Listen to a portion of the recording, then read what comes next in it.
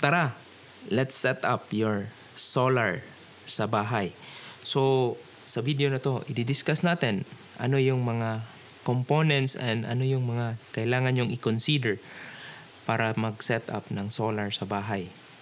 Kasi, yun nga, learning from my first experience, nakabili ako ng solar setup. Ito is 12 volts, tapos 2,000 watts. So, yun, niload ko yung computer, electric fan, wifi. Sakto naman. Refrigerator. Yun, sakto naman. Pero medyo nabitin ako. Kaya isi-share ko sa inyo ano yung mga learnings ko sa first deployment. Okay? So, yun. By the way, I'm an electronics engineer. So, nag-study ako sa curriculum kasi during the college days. So, mayroon na tayong background about sa electrical. So, yung basic talaga ng electrical is, yung pagsusolar is the electrical experience. Kasi most of that comes from here. So, this is a hybrid inverter. Ito yung nagko-convert ng DC. Kasi yung battery natin, yun yung pinaka-source or storage ng power sa solar setup. Then, ito yung nagko-convert from DC to AC para magamit sa appliances natin sa bahay. Kung meron kayong appliances sa bahay na DC, pwede nyo siyang i-load diretso sa battery. In which, pwede naman. Pero sa DC kasi, bihira yung voltage drop. Kaya, itong inverter na hybrid, i-discuss ko. So, from DC to AC. Bakit? Ito yung DC is direct current. So, ito yung mga battery. Ano pa? Solar panel. Solar panel. Then, yung appliances natin, aircon, ref, electric fan. Hindi sila gumagamit ng DC na diretso. Kasi kung DC yung gagamitin ng grid natin, yung mga Meralco is, napakalaki yung mga wire. Kasi pag DC current, malalaki yung wire niyan. Kaya kung pansin nyo, AC is always 220 volts. Okay? DC, yan. So, AC. Ito yung nagko-convert. So, ito yung function ng inverter natin. Simple lang yung concept ng solar. So, ganito yung concept sa solar. Yung heat of the sun, mainit na araw. Meron tayong, ito yung tinatawag na solar panel. Sa solar panel, galing sa heat energy, kino-convert niya yan into DC current. So, meron siyang DC current. Pag DC, ano yan? May polarity. Plus, tsaka minus. So, polarize yung kuryente mo pag DC current. Okay? So, DC. Okay? Pag DC, pwede mo na siyang idiretso. Meron kang battery. Ano yung battery? DC. So, there is still plus tsaka minus. Actually, pwede mo siyang idiretso. Pwede mo idiretso yung battery sa solar panel. Magcha-charge na yan. Ang challenge, by the way, meron tayong mga different kinds of battery ngayon. Meron tayong gel, LiPo, 4. Gel type is yung gel pa. So, I skip na lang ng gel. Kung meron kayong budget, diretso sa LiPo 4. Deep cycle. Okay? So, sa battery, meron tayong plus, minus. So, pag itong battery is 12 volts, tapos yung solar panel mo is around 20 volts, magcha-charge yan. Charge na unlimited na abang umura. Kahit full na to, Sina-charge pa rin. Kasi wala kang controller. So, masisira yung battery mo. Kaya dito pumapasok yung MPPT or pulse width PWM ba yun? Yung isa, hindi kasi gumagamit ako ng ganun eh. MPPT lang yung ginagamit ko. Para, instead of i-direct ko yung battery, dito ko i-connect sa MPPT output. Yung solar panel, ito sa in. Then out. Kaya, ito yung function ng MPPT, charge controller, para ma-regularize yung current niya.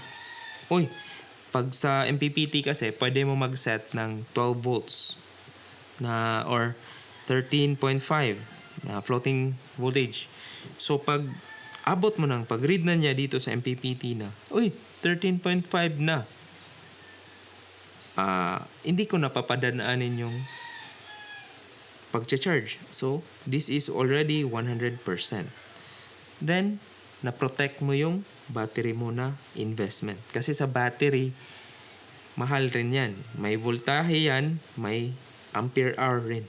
Yung rated power ng battery. Capacity niya. Kaya ampere hour. Okay, 12 volts. Kaya yun yung function ng MPPT. To protect your battery and efficiently charge your battery. Yan. Tapos, pag marami ka ng solar panel, maganda rin yung MPPT. Lalo na i-series mo yung malaki rin to. So, yung MPPT, meron din yung input PV or photovoltaic. Yan yung voltahe galing sa solar. So, voltage. So, meron ding voltage, no? So, at a certain part, so need nyo rin i-consider kung yung solar nyo is 20 volts, tapos 20 volts, naka-series. Magkano na ngayon yung voltahe nyong total makukuha dito? Series. Pag series, ma-add sila. So, it means input is already 40 volts. Then, yung battery mo, 12 volts lang. Idiretso mo yan, sabog. Kaya, over voltage ka kasi. Kaya yung MPPT, yun yung role niya na mag-regulate ng current tsaka sa charging. Ayan. Okay? So, yan yung charging. Ito yung charge. So, si battery kasi yung pinakaalas natin dito. Okay? So, si battery, meron ka ng full charge. Okay? Paano mo itong aircon mo, fan mo, tsaka ref?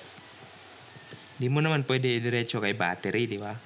Kaya dito pumapasok si inverter. Para from DC papasok galing sa battery, plus mo yan, plus minus, paglabas niya sa outlet, AC na. Okay? So, ganun lang yung concept. So, from battery pa rin, this is also a hybrid. Ito is off-grid pa to ha. Wala pa. Off-grid to. Off-grid.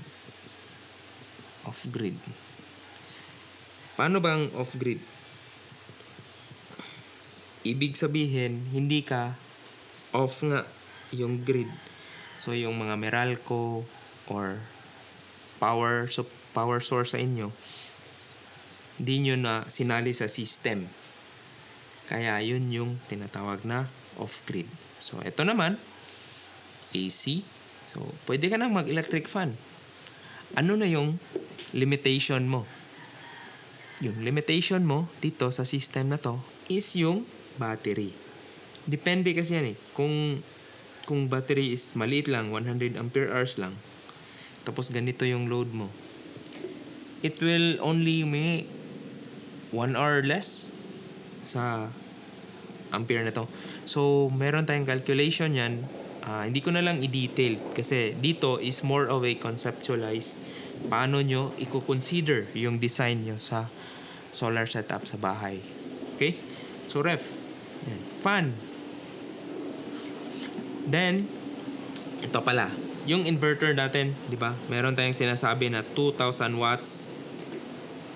I-calculate nyo yung aircon. Kung aircon is 1,000, fan is 50, ref is 500. So, calculate nyo yan. So, 1,550. Example lang to. Pasok. Kaya sa inverter. So, okay na okay yung setup na to. Kaya ng inverter. Yung limiting factor na lang is yung baterya.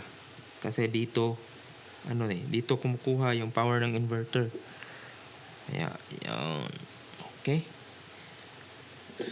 Kaya, itong battery is one of the best investment kung magsusolar kayo maliban sa inverter. Okay? Ito yung tinatawag na hybrid. Pag-isahin mo yung inverter tsaka MPPT. So, hybrid. Tapos, meron rin siyang AC in na galing sa grid. Ano yung concept? Kung walang araw na walang araw na solar, wala kang ibang mag-charge. Pwede ka kasing mag-charge via grid. Pero kukuha yan ng papatak yung metro mo. So grid, papasok siya sa MPPT. Hindi pala, diretso na. Charging pala. Kasi meron na tong yung hybrid na ganito. May power na to eh. Ito yung kagandahan niya. Ito. Meron na to siyang AC in. So, AC in. Ito. AC in, AC out para sa load. Battery. Then, photovoltaic. Power MR, 12 volts, 2,000 watts. So, kung walang araw dun, so, pwede ka mag-charge via grid. Tapos, sa gabi, pwede mo na i-off yung grid. Battery naman yung magsusupply. Yung load mo. Okay? So, simple na ganyan lang ng concept. On how to consider your load, battery, then panel, then solar panel. So yan, load, lista mo yung load, yung battery, panel, then come up with a budget, or like for example 100,000, then invest ka sa battery mga 50%, then panel is mga 30%, then miscellaneous mga breaker is 20%. Ganun yung setup, pas labor pa. Okay? So kung meron kayong katanungan, paki-comment, and kung meron kayong na-learn, share it